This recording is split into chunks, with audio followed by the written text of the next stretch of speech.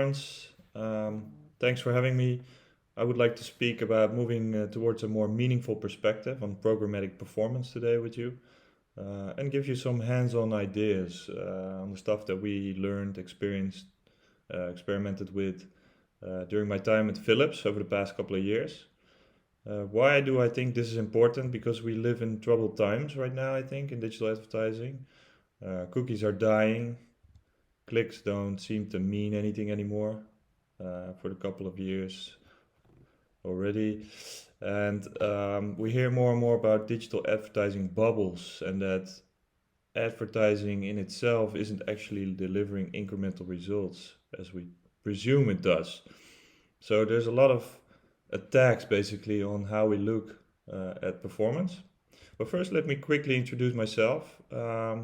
Currently, I work at bol.com, the biggest retail media platform, retail platform basically in the Netherlands.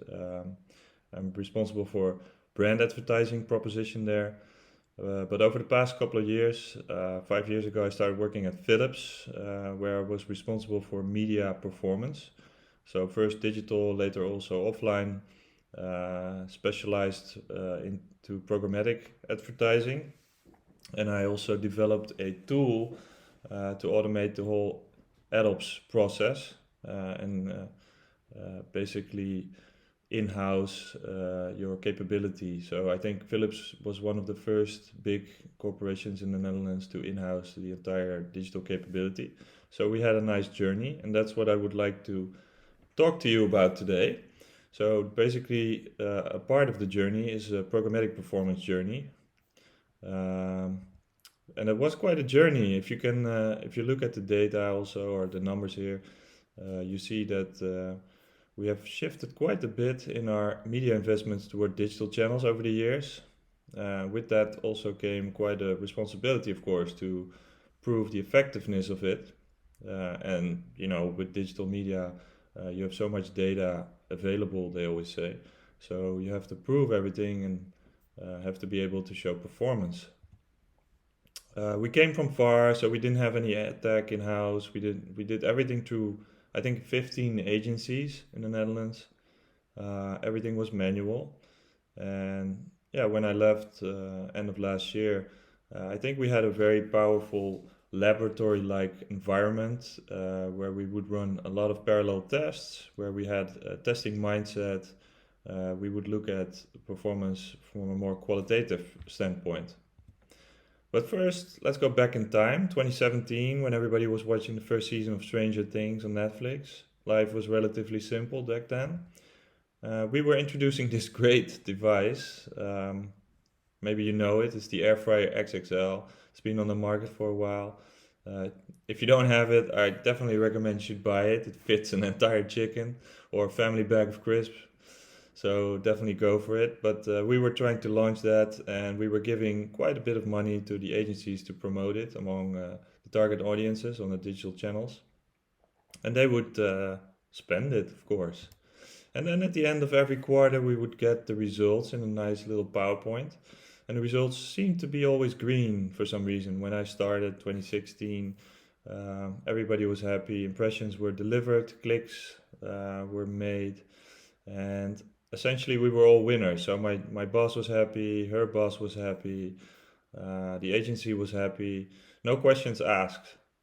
Quite strange until the sales results came in, of course. The bottom line didn't really show all the great results in the beginning.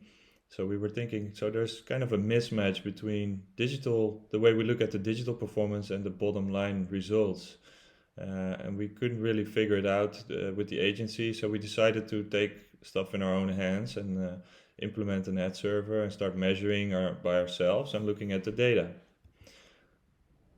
And what we saw was quite ugly, of course, in the beginning. So we saw empty impressions being served and paid for, of course, because of errors in the setup of the campaign, which was completely managed by the agency then. We saw advertising on unsafe brand sites, unsafe sites for brands. So here you see an example of a news article about a fire in an apartment due to an air fryer, and we were advertising with an air fryer. It's quite painful. Um, and of course, a lot of low quality inventory being purchased. So we didn't really look at the context back then, or the agency didn't, and we didn't ask the right questions.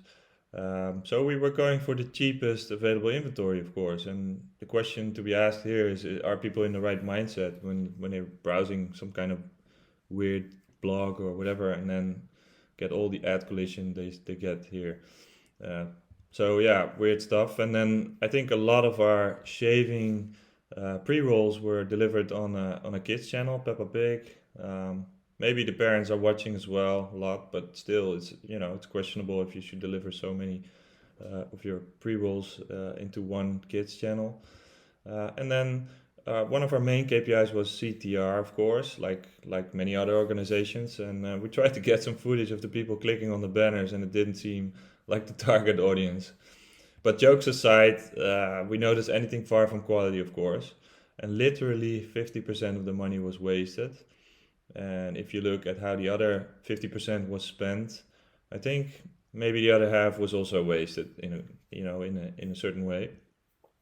So red flags everywhere, little transparency, errors in the campaign setup, questionable performance, and an iffy brand safety. So today I like to talk about having a performance vision, and with that I mean the underlying perspective that you decide to take when optimizing campaigns. So it's a decision. And why is this important? Well, in my view, the goal of data-driven performance is customer relevancy. And to be the best in class, you have to accelerate your learning from campaign optimization, essentially, because that's the real competitive advantage that you can have if you have an in-house capability or like a hybrid setup. I think that's also the reason why many organizations are looking at in-housing right now, because they want to have that core understanding of consumer behavior and how to persuade their customers in a direct relationship. I want to start by saying that performance is all about perspective. The way you look at data is actually a choice, although chances are you aren't always aware of it, that it's a choice, but it is. So be aware. But let's have a look at this example. Data sets from two actual campaigns, and we asked senior management which was the better performing, just with no context. So which is the better performing? Of course, you would ask, yeah, what's the objective and all that stuff. But just know that 9 out of 10, senior managers would say campaign A is better because of CTR, of course. So yeah, CTR is higher, 1.6%, but of course, the question still is that the better campaign in a holistic sense of way? So when was the last time you clicked on a banner and actually bought something immediately after clicking? I'm always asking to my friends or people who say I'm in digital advertising, and then people are always hating at banners, but they serve a different purpose. I think 1 in every 10,000 people nowadays clicks on a banner, probably by accident. It's the little red dot here. I don't know if you can see it. Let me show you. So yeah, clicking is from the past in a way that's just something we shouldn't use anymore for measuring performance, in my view. And reality is much more complex. So like many organizations, our organization had a tendency to oversimplify the complexity of reality. If you look at the funnel nowadays, it's not linear. Google calls it the messy middle, I think. But you see that people go back and forth. CTJ lifespans are very greatly among different type of target audiences for the same product. I think here for cars, there's a 900 digital interactions in 3 months already. So the question is, how are you going to do attribution in a way that makes sense? So perhaps we need to drop it, and I think we're not the only ones. So you see other big brands looking to move away from a click return on investment based performance vision. I think Adidas is a front runner in that, and they have stated a lot of that in the media, that they were going away from performance advertising in a traditional way and more towards brand advertising. So we needed to shift towards system thinking, more holistic, get other stuff in the mix, and take a scientific approach to advertising. If we look at the example again, we can clearly see that campaign B has a higher probability to influence an audience, looking at the quality of the media exposure. More viewable impressions, more unique people reached, a lower frequency, annoyance threshold, and a higher exposure value altogether. So chances are that we have been able to influence this group better than group A. We were so used to reporting on CTRs that it was quite hard to figure out what to do else, and also to convince senior management. However, we needed to make a shift towards leading indicators instead of lagging indicators looking at the past. And the leading indicators would help us evaluate whether exposure would make an impact sometime later. For us, that meant focusing on media exposure value. A weak exposure value will never lead to a conversion. It's just a waste of funds, of course. So we needed to look at media buying quality. It's the first step that you have available. It's a simple model, right? So let me just quickly walk you through what I mean with these things. So first, we have exposure quality, which is basically just using the DSP metrics available, but just different ones in a different way, perhaps. It's all about media buying quality hygiene. So am I actually reaching the right people? Am I reaching a sufficient amount of people? Am I reaching them in a qualitative way? Then there should be some type of branding effect. So in the minds of the people. We did creative asset pre-testing, for instance, or a panel survey, brand lift studies, and then I don't mean in a platform like YouTube, but really offline brand lift studies, so across all different platform media. Much harder to measure because it's long term, and it's also impacted by other factors than digital media, of course. And then there's a response, so people are actually buying stuff or they're engaging with your content. So the challenge is that not everything is actionable. So like I said, branding effect is very different to track in the short term and to allocate to certain medium. And everything that's actionable doesn't relate to long-term uplift scientifically. So that probably means you have to measure at all three levels in a certain way, get a cadence. But today I just want to focus on some practical hands-on ideas that we had for quality exposure time or exposure value and measuring response. So first, quality exposure.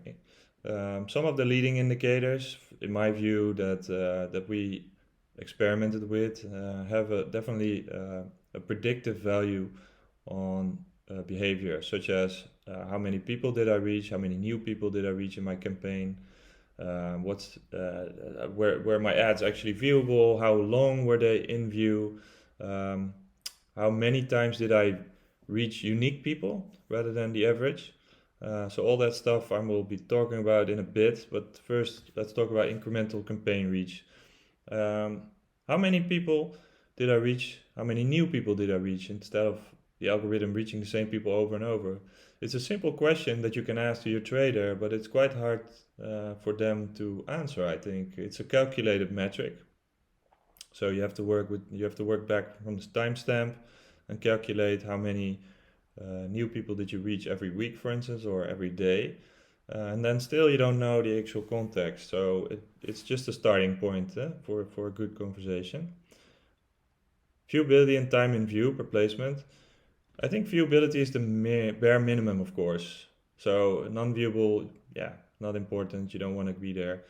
So viewability is the bare minimum. It's just 2 seconds, 50% in view. But much more interesting is how long is a placement viewable in total. And then if you can even check it per device or something like that, it would be more interesting because there's a positive relation with brand lift towards duration of an in-view banner. So it's definitely an interesting metric, and you have to figure out for yourself, of course, how to use it.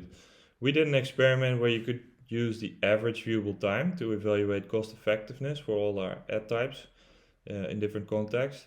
And we got a new metric called eCPM per seconds, which opens up a new dimension to performance for us. So I don't have the answer if this is if 20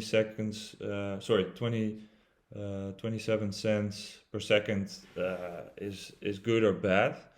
But if you would stack these up, across campaigns, across different line items, I think it will give you a relative importance or relative weightage of different things. Uh, so you can establish some kind of benchmark at a certain point. Let's talk about frequency. So which is better according to you? A frequency of 100, 1 second viewable, or one ad, 100 seconds viewable? Again, I don't know. I don't have the answers. So for some products, it may be one, and the other, it may be, uh, much more different frequency or impressions per week. But it's not important. It depends on your product, on your CGJ of your target audience. And maybe both strategies are good. But the thing is, you need to learn from it. So uh, normally we look at the average, but what we did was we looked at a new metric, which is something you get just from the DSP. So DCM has a metric called frequency by unique cookies. So yeah, if we look at these two examples from different campaigns, we see that there's a whole different distribution. So we always look at the averages, never at the statistical mean or median. But just comparing distribution curves may already give some insights. So these campaigns had the same average, but a different distribution. I don't know what's the right distribution, but I do know that if 80 or 90% of the campaign has only, or the people in your campaign has only been delivered one um, impression in a week or in 4 weeks' time, I don't think that doesn't make much impact. So you will have to look for a sweet spot, and comparing different line items or different campaigns will help you establish some kind of benchmark, I think. Here's another idea. Why don't you make indexes based on your benchmarks for these different, exposure values, and plot these against each other to see what the trend analysis tells you, and then spark up a conversation with your traders. So what's the relation between incremental reach and frequency by unique bigger than 2? So maybe if you reach fewer people, it's logical to think that you will reach them more times in a week, but maybe not. I don't know what's the logic for your product, for your company, but I think it's definitely an interesting way to look at data and to get a good conversation with your trading office or traders to spark, what did we actually do to improve the situation, what happened when it, deteriorated. So again, the actual stuff that we want to have is the learnings from it, not good or bad or greenwashing or just green numbers.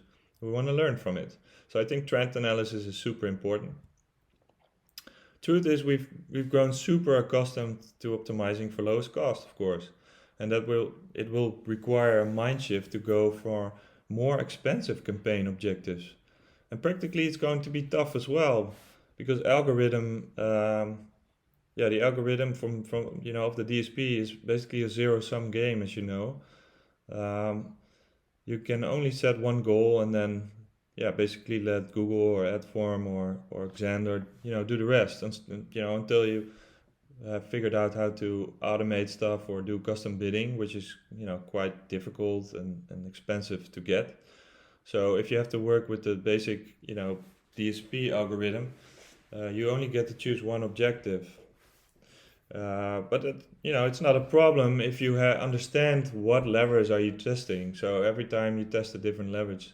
So if you want to, for instance, set viewability as a goal, which we did, then look at the other stuff. What's happening to metric 1, 2, 3, and then gradually do isolated tests on your DSP settings. So the question, is this the right target audience for high-end shavers, for Philips? I'm not sure. Maybe, but maybe not. He does have a little beard, but the thing is, he's watching a lot of YouTube videos apparently. So this is the audience that will get a high view-through rate on our ads, as they spend a lot of time on the couch watching YouTube. Silly example, of course, but that's how the algorithm works. It will optimize against completed video views, so it will look for the cheapest available viewers. First we go for all men, 45. Then it will look for people that tend to watch a lot of videos until the end. And then, yeah, even for the cheapest ones, but then, so the target audience that we have is not necessarily that target audience. It's very narrow. So our reach is, going at the cost of cost effectiveness. That's not something which I would advise you to do. So when you talk to your trader, make sure that you set up a culture of cats. And somebody told me this example some time ago, that cats, they only eat as much as they can and then they stop. So very elegantly, uh, as opposed to a dog who just will eat and eat and eat. So everything you feed it, it will eat. Um, I think it's the same for the DSP setting. So if you decide uh, to have a certain objective for the campaign, a certain reach objective, certain target audience, make sure that you stick to the plan, right? You want to reach those people, and regardless if they're more expensive, it's a smaller audience pool, and the goal is not to spend the money, of course, it's to reach the right people. So set up your DSP as a cat and not like a dog. Funny example, right? Final tip: don't or never judge digital performance in isolation. Context is super important and getting more important with the cookieless. Um, like you see here, um, I've seen a lot of instances, even at Philips, where we would optimize towards ad sizes, for instance, aiming for the cheapest, which we call best performing CTR. So the best performing ads were the cheapest clicking ads. And of course, this is a race to the bottom because, at the end, you will only have maybe two sizes that would perform across the board on clicks. But you don't reach your reach goal, right? You want to reach your audience, you want to make an impact in their head, and maybe only 2 months after, or maybe 6 months after, it will result in some kind of engagement or purchase. So you have to let go of that attribution. As a result of this, we've seen a major shift in our programmatic buying behavior at Philips, Netherlands, or Benelux at least. So we were spending last year a lot more budget on smaller audiences in context. So a lot more guarantee deals, PMP deals, a lot less on open market because the inventory was just not suited for the stuff that we wanted to get, or we didn't control it in the right way. And the question is, are you willing to pay more to reach the right audience in the right place? And I think we did. So finally, I want to highlight some cases that we've used to measure effectiveness. We did two type of effectiveness studies. So incrementality testing, very interesting, and also causality test between search and TV actually. I think the nature of this type of testing, since it's close to, getting close to attribution, is more data science type of approach. But let me just explain incrementality testing. It's the closest to attribution you will get, I think, for programmatic. So companies like Booking.com, Netflix have been using this technique a lot, and essentially it's a lot like scientific randomized controlled trials with a holdout group, as you can see. So two groups, one exposed, one unexposed.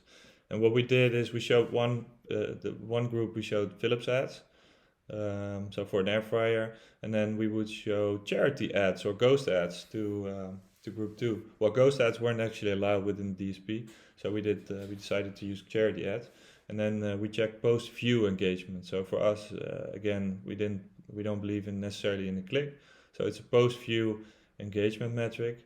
And for me, the real goal was never to prove incrementality. Like for instance, here it says 16% incremental value. It's nice to know, but for me, it's the start of a journey together with a data scientist and a data analyst and a trader to figure out what levers we can pull to influence incrementality in the media buying. So at first, you will just let the algorithm do its work and don't touch anything, and then figure out what's happening with the incrementality to set up some kind of database benchmark. And then afterwards, you're gonna, isolated, run isolated tests on different objectives, tweaking the line item, see what happens to the incrementality. So the actual goal is learning what you can do to influence performance in that sense. Another test we ran was the impact of TV ads on search, so branded search. So we would use the TV programming to see when an ad was shown and then looked for the uplift in branded search. And it's quite complex to set up, and we need a lot of data science support for this. But it's very interesting what you can learn from it. So we learned a lot of stuff about context, which TV programs worked well and didn't work well for branded search uplift, and how could we combine those two media channels in a better way. And also at cost effectiveness level, so we noticed that some of the high GRP rating programs, um, which may be more expensive to us, were performing less on a search brand uplift. Not sure if it's good or bad, but it was for us a really big starting point of a journey to better understand how things between different media mix um, models influence each other. So we've come to the end. Small little recap here. What's important? I don't want you to remember everything, but the most important thing that I hope you walk away with is that you get a mindset of testing. That you want to implement a culture of experimentation with your team. So the goal is not to show green numbers. The goal is to understand what stuff you can influence to get a better performance and to talk about real performance and not just click-based performance, of course. So understand that data is biased and that your perspective will actually determine performance. Um, the first step towards a more scientific performance approach is actually accepting the uncertainty. So maybe you don't know what you're getting yourself into, and it's going to be a hard conversation with your management levels above. But reality is much more complex. You know how scientific research sometimes take decades to find one little thing, and I think this is the actual journey that we have to take in digital advertising as well. Look at it more from a scientific perspective, and the objective is not to learn. Is of course to learn from the data points and to falsify hypotheses. So we know the uplift is incremental, but what's actually causing it? Much more interesting question. Finally, I have a good place to start. So there's a link in this deck which I will share from the IB. They have a measurement toolkit which talks about meaningful metrics, which I think is very nice. Finally, remember it's a journey, so try to maintain an agile and nimble mindset as always. You're going to run into stuff that you don't know how to deal with, but always question is what can I learn from it? And the bigger the island of knowledge, as the saying goes, the bigger the shoreline of unknown areas, unknown stuff. So it's always going to be a mindset of wondering. So with that, I can leave you. Maybe you have some questions. Let me know in the chat. We'll be happy to answer them. Thanks a lot, guys.